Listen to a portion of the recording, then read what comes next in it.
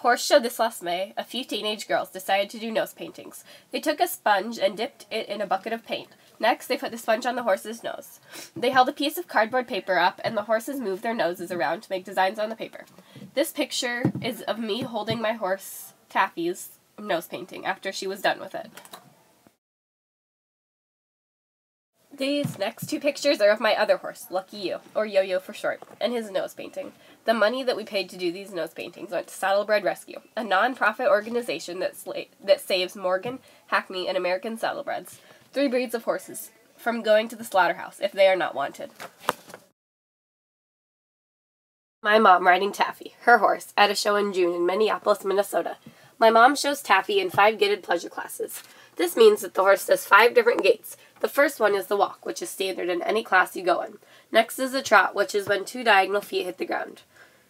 In my kind of riding, at a trot you have to post, which means to lift yourself in and out of the saddle in rhythm with the horse's gait.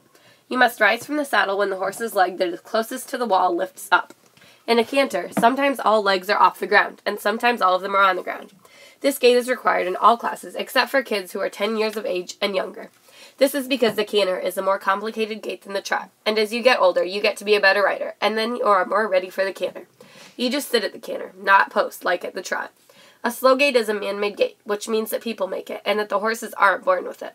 At this gait, you don't post either. Only 1 foot of the horse touches the ground at a time, and it is very comfortable because it is very smooth. A rack is a slow gait, just faster. As you can see me wearing as I show my horse, Yo-Yo, there is a special kind of outfit you have to wear to show horses. First is a shirt, just like a guy would wear. Next is a vest that buttons up in the front. You also wear a tie under the vest. You buy a suit that corresponds or looks good with your horse. The knee-length coat and pants, called jods, match in color. As you can see in my picture, your outfit must match, and you don't have to be conservative with colors or patterns. Last picture, I was going what is called the first direction of the ring. Now, however, I am going the second way of the ring. In any class, you are required to go both ways of the ring. This means that you do all of the gaits once when you come in the ring, and then you reverse ways and do the exact same gaits the other way. This gives the judges a chance to see all sides of the horse and rider combination, because sometimes a horse looks better one way of the ring than the other. Me riding Yo-Yo after we had won. This was only my 2nd class ever on him. He is wearing what is called a tricolor neck ribbon. As you can see, the ribbon around his neck is 3 colors, blue, red, and yellow. Blue is the color of 1st place, red is the color of 2nd place, and yellow is the color of 3rd place. Therefore, at bigger, more prestigious horse shows and championship classes, they give you this kind of ribbon if you win. Now you can see me winning a non-championship class at a show, so I just get a normal blue ribbon, not a tricolor or neck ribbon. This picture, I was wearing the blue ribbon on my coat pocket. However, in this picture, Yo-Yo was wearing it on his bridle. It really works either way. Also, you can see my trainer, Rob Kritzler, in the ring. When a horse and rider win, the trainer comes into the ring to do what is called earing the horse. This means to get their ears up, which means a prettier picture.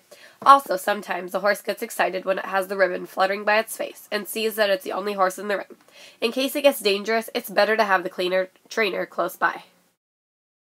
This is Rob showing my mom's horse. Most owners in the discipline I ride have trainers, and the most wealthy horse-owning families have private trainers who train just for them. Rob trains both of my horses, along with about 10 others for other owners. His wife, Steph, runs the lessons, and she is the one who directs me on how to ride and how I can look better with the horse.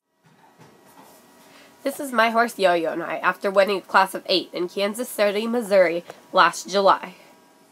Me on Yo-Yo after I won a class. We're back at the barn area, where the horses are stabled, as you can see by the stalls behind me. This is Yo-Yo and I showing at the Iowa State Fair. I won this class. You can clearly see in this picture the red braided thing in his mane. It is sort of a decorative tool. In all horse shows and in all divisions, and in all classes, horses wear these. If a horse shows more than once in a horse show, the ribbons are not unbraided, just cut out of the horse's manes. This does not hurt them, though. It is just like cutting a person's hair. In my coat that I show in, I keep the ribbon from the first time Yo-Yo and I won, and the first time we showed together, for good luck. This is my horse Taffy at the Iowa State Fair. She loves to lick your hand and play with you, like she is here. This picture was taken between show sessions, when we had free time and were hanging out at the barn, where there are chairs set up and food for socialization between the members of our barn when the show isn't going on. This is in February of this year. I was on yo-yo waiting for my class time in the warm-up arena. That is where the horses warm up before they show. Usually the trainer rides them first, then the amateur or junior rider, anyone under 17, gets on. You often go around a few times, then maybe rest in the middle of the ring while your trainer and instructor give you last-minute advice. Then you go in the ring and show. Thank you so much for watching my presentation on American Saddlebred horses. If you have any questions, please ask.